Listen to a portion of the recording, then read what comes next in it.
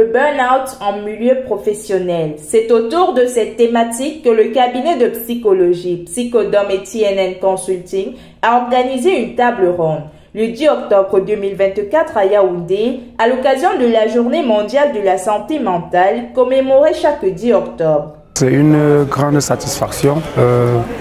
Nous avons eu l'occasion de recevoir beaucoup de ministères, la CNPS, ministère des Affaires sociales, ministère de la Santé, ministère de la Femme, de la Famille et d'autres structures.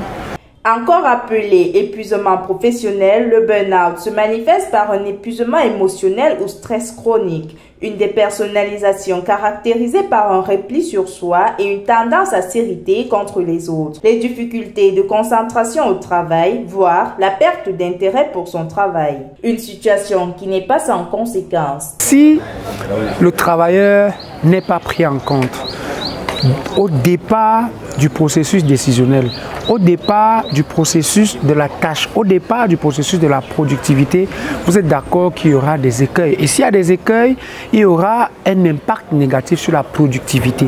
Que ce soit la productivité en termes de rendement même humain, du potentiel humain, mais également la productivité au niveau des inputs. Et ça, c'est hyper important parce que s'il n'y a pas une grande productivité, vous êtes d'accord avec moi que le chiffre d'affaires de la société va diminuer.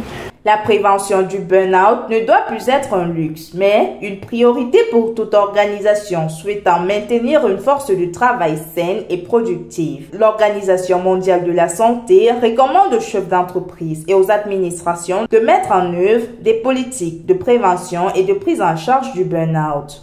Un plaidoyer porté par le cabinet Psychodome et TNN Consulting, présent au Cameroun depuis 3 années déjà. Il s'agit d'améliorer le bien-être de la personne dans son milieu de vie, tous ses milieux de vie en fait.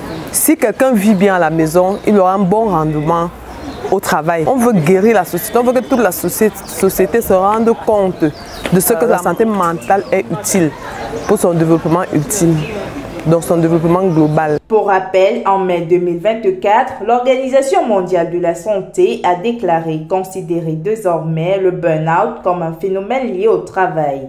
Cette nouvelle définition pourrait ouvrir la voie à l'entrée du burn-out dans la classification internationale des maladies. 1, 2, 3, cheese.